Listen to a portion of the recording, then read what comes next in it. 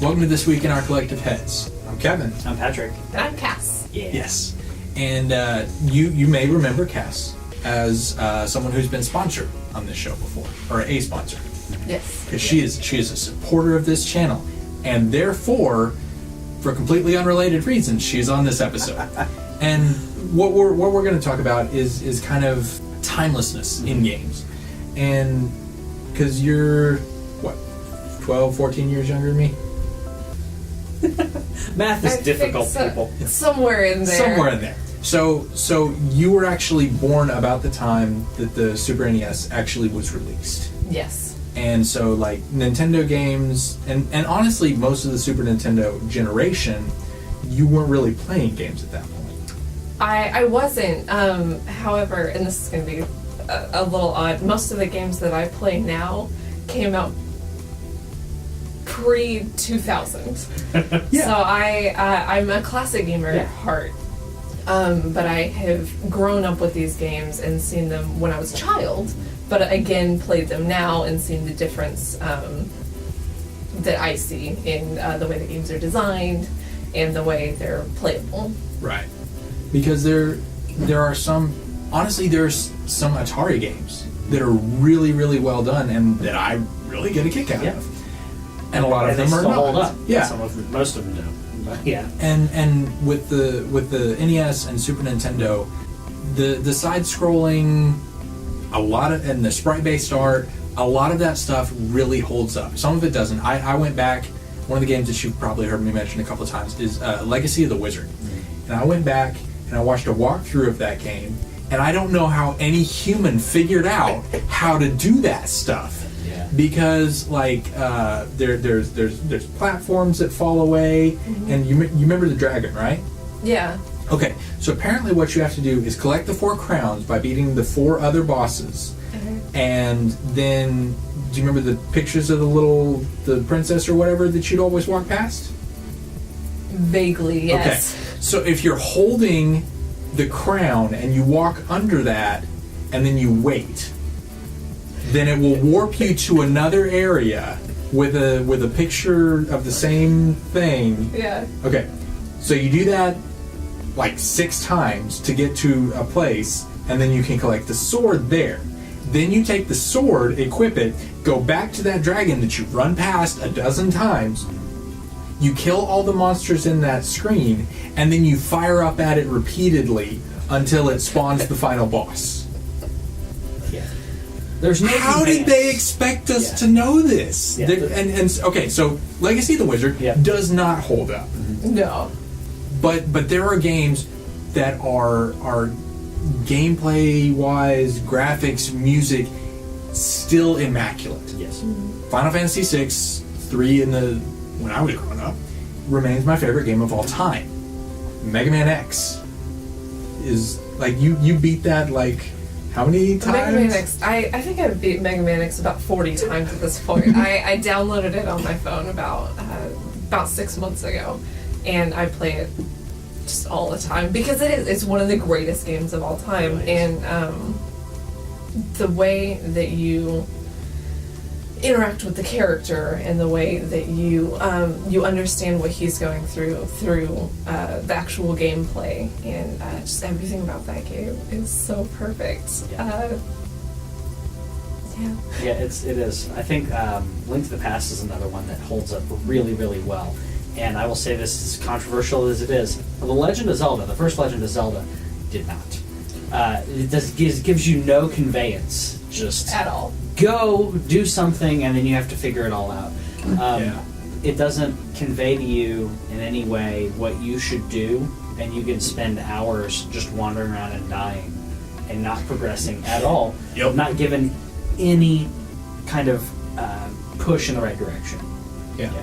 And to this day, I still figure out how we beat some of these games.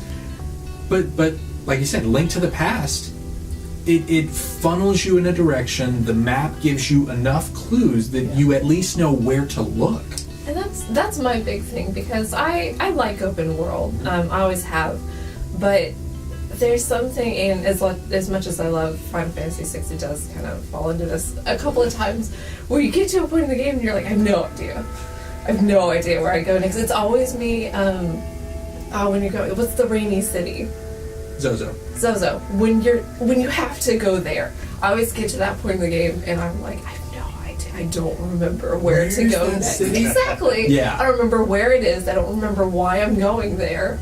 And in Zozo, the part where you have to jump between buildings, and your only clue is a guy who says, "Don't even think about jumping between buildings." Yeah.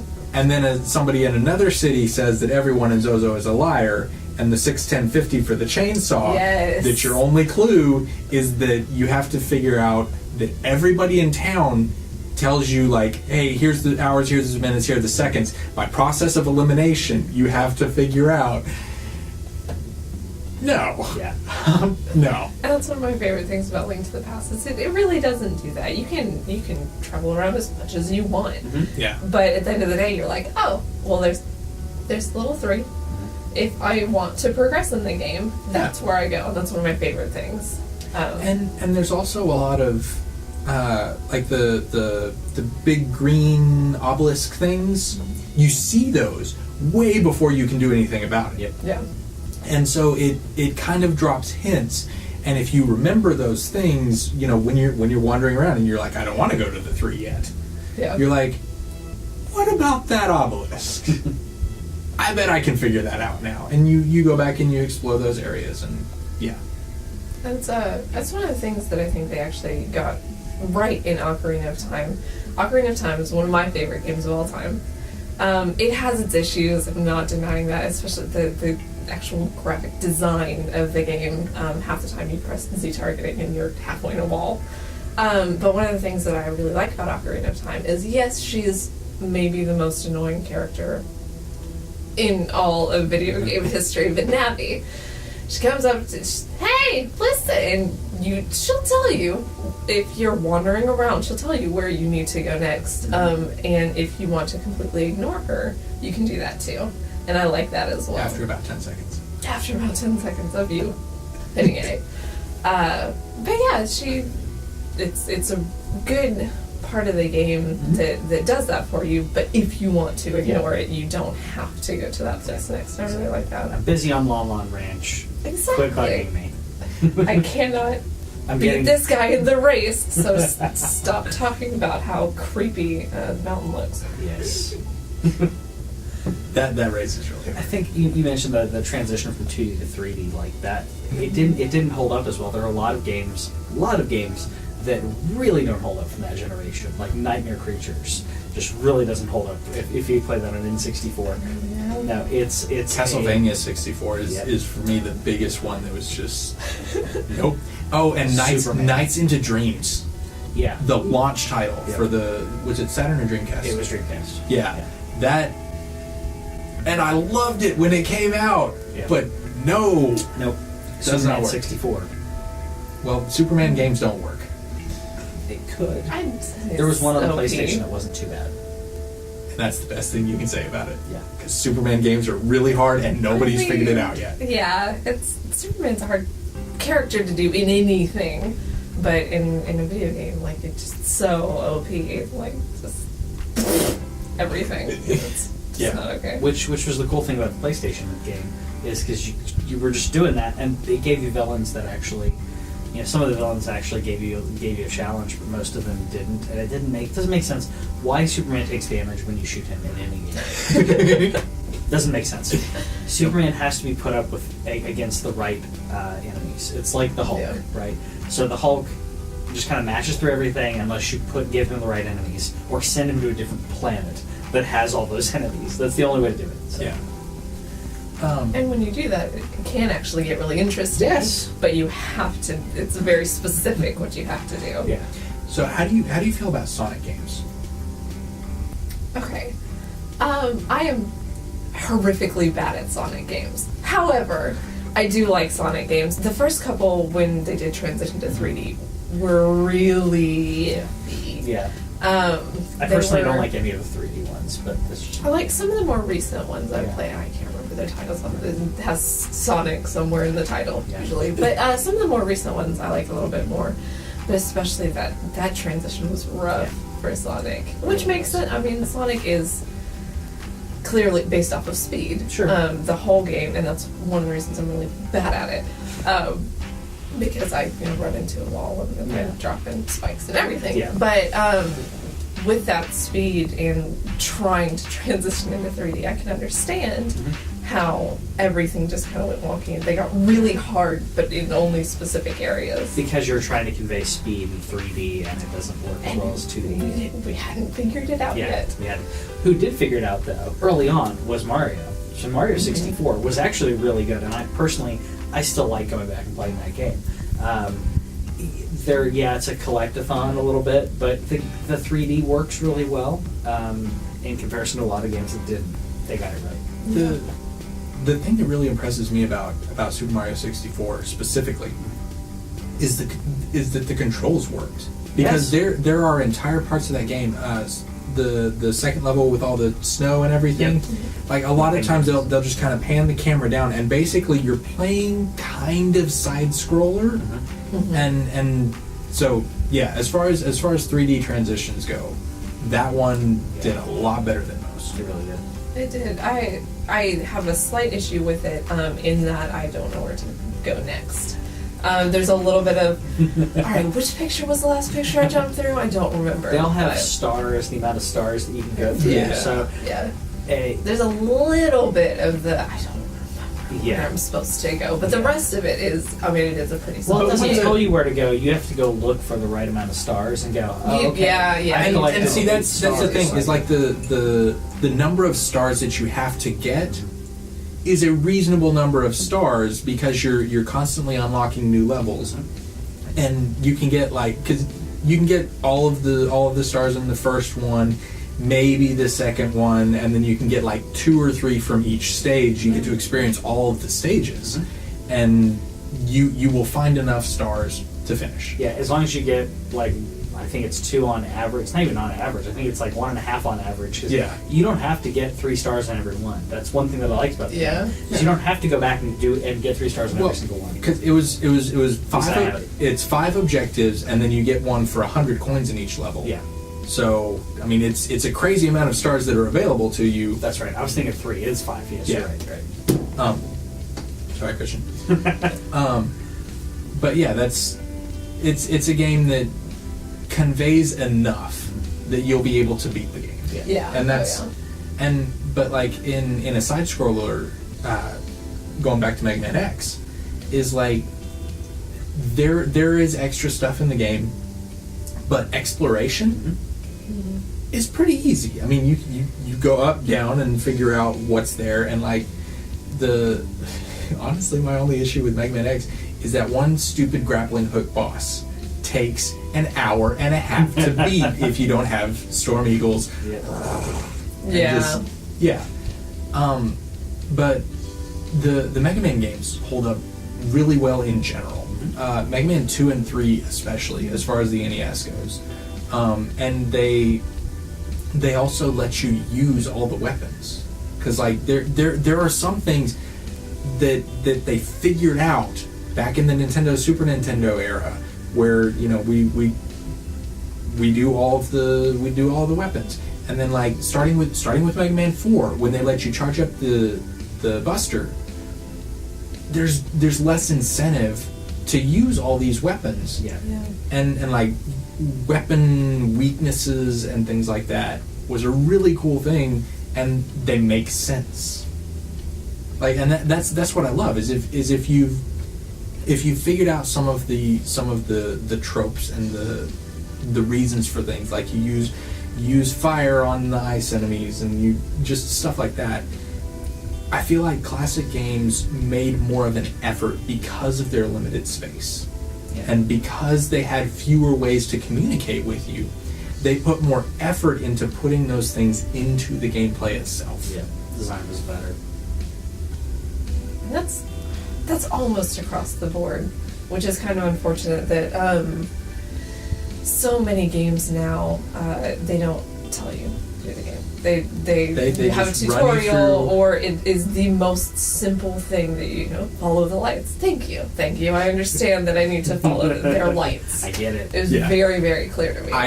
I It's knew that was what you're almost trying to... patronizing. Yeah, it is. Like, It is. I'm an adult. I'm playing video games. We've all accepted that this is a thing. Yeah. This has been a thing for a long time. There's a jump button.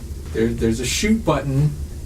I got this. Especially if I'm in something like, God of War, where there's blood flying everywhere. I'm like, please expect me to be an adult. Please expect me not to be a 5-year-old who can't understand where I need to go next. Like, Yeah.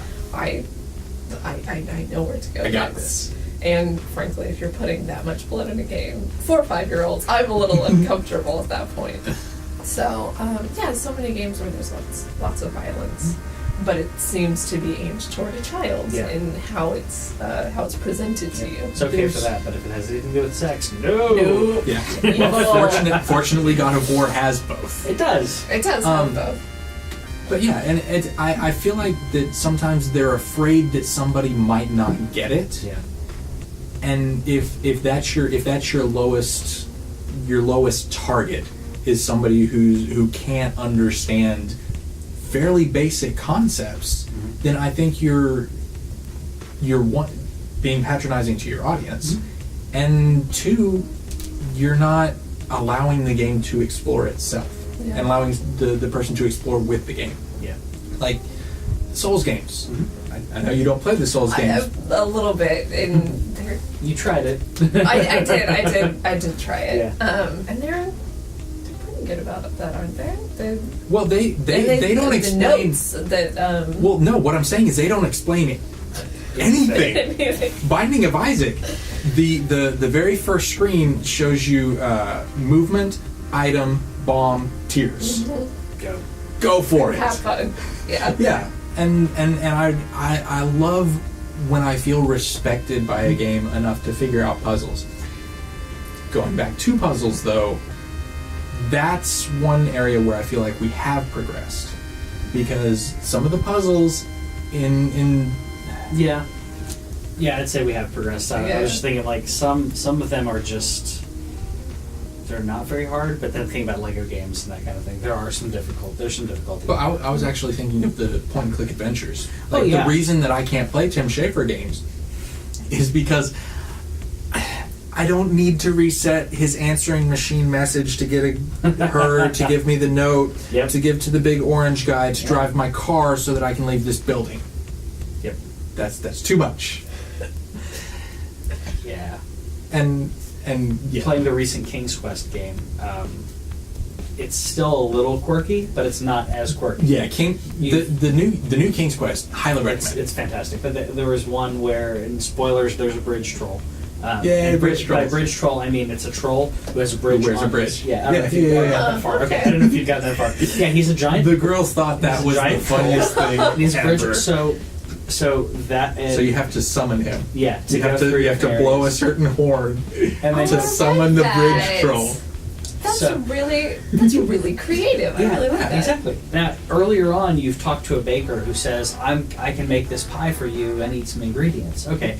And then you go talk to the bridge troll. The bridge troll's like, I am so hungry. I have to keep being here, being a bridge. Yeah, so it's like, okay. If only I had a giant 3-foot pie that you somehow pull out from behind your cape. But I love that part of it, though, because it's like, yes, it's ridiculous in video games for you to have this much inventory. Yeah. So King's Quest just goes, okay, well, I covered up with the cape, now I have it. Yeah. Giant pie the size of this table, done. Yeah. Like a self-aware video game. Like, we already know it's ridiculous. Yeah. Why not run with it? Exactly. He has no, like, giant bag that he has to carry. Just done. Yeah. Move your cape over it. Yeah. So what are some modern games that you feel like will hold up? I know we talked about Dark Souls and Bloodborne. I think Bloodborne's going to hold up, like, better than any of the other Souls games so far. The other games, I mean, they all hold up, but those will hold up best out of that category. I think that others, I think Mario Galaxy is still holding up really well. I know that's a little older, but we got, 10 years or so to look back on that. I think that